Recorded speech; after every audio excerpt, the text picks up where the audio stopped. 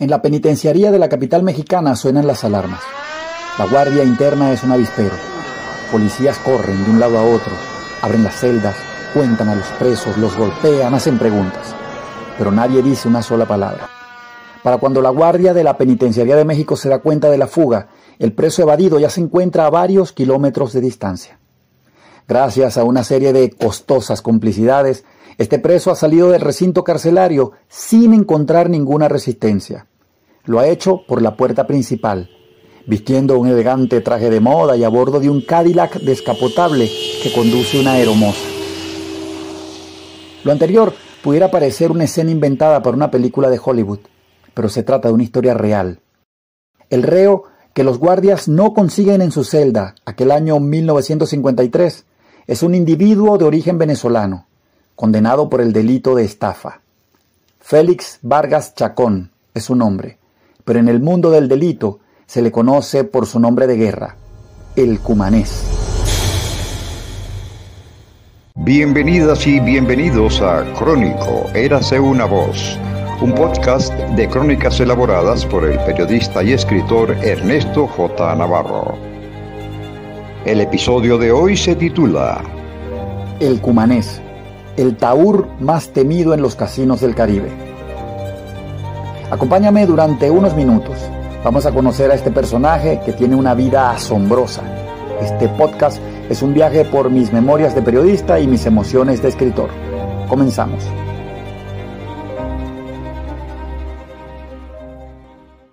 Cumaná, Venezuela, 1916.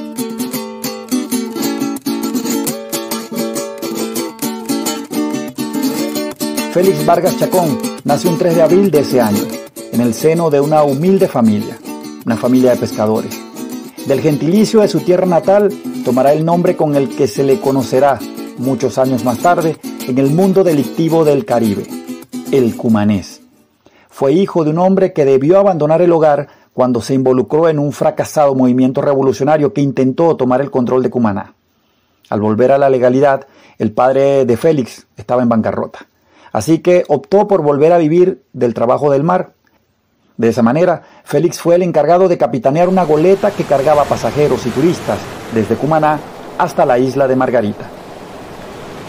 Al momento de cumplir 14 años, Félix Vargas Chacón ya se había aficionado a los juegos de barajas y en una noche de apuestas abandonó la goleta y cuando regresó le habían robado todo lo que tenía en la bodega. Como era de esperarse, su padre lo apartó de las tareas de mando de la embarcación, y es entonces cuando decide irse por su cuenta. Mamá, me voy a conquistar el resto del mundo. Esa fue la forma de despedirse, según contó él mismo varias décadas después, en un libro autobiográfico que tituló Memorias del Cumanés, Félix Vargas Chacón, 40 años en el delito. Ese día, en que se despide de su mamá, y deja Cumaná, se traslada a Caracas. Es el principio de la década de los 40 del siglo pasado. Allí, en la capital del país, comenzaría a tejer lo que él mismo calificó como mi desordenada vida. Estás escuchando Crónico, Érase una voz, el podcast de Ernesto J. Navarro.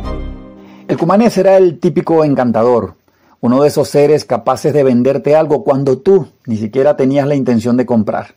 Su increíble habilidad de prestidigitador, más bien de estafador, lo convirtieron rápidamente en el taur más famoso y cotizado de toda la región del Caribe. Dicho de otra manera, un tipo que casi acababa con los casinos más famosos del Caribe gracias a su habilidad para la trampa y la estafa. Así, consiguió dejar de ser un humilde pescador para comenzar a llevar una vida de playboy. Muestra de su estilo de vida lo ofrece la misma prensa venezolana. Hacia el año 1950, Félix Vargas Chacón es detenido en Caracas, acusado de una estafa. El diario El Nacional publicará una nota con el siguiente detalle. Había sido el extranjero mejor vestido en México en los últimos 3 años. Las estafas perpetradas por el Cumanés siempre le procuraron grandes sumas de dinero, algo que le facilitó codearse con las altas esferas de la política y el espectáculo en Venezuela, México, Cuba, Costa Rica, Curazao, República Dominicana y otros países.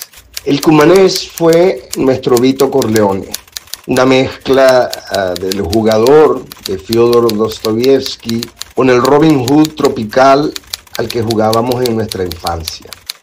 Fue un tipo revolucionario, en esencia, que se mezcló con la crema innata de la dirigencia socialdemócrata de Venezuela, incluidos sus intelectuales más ilustres.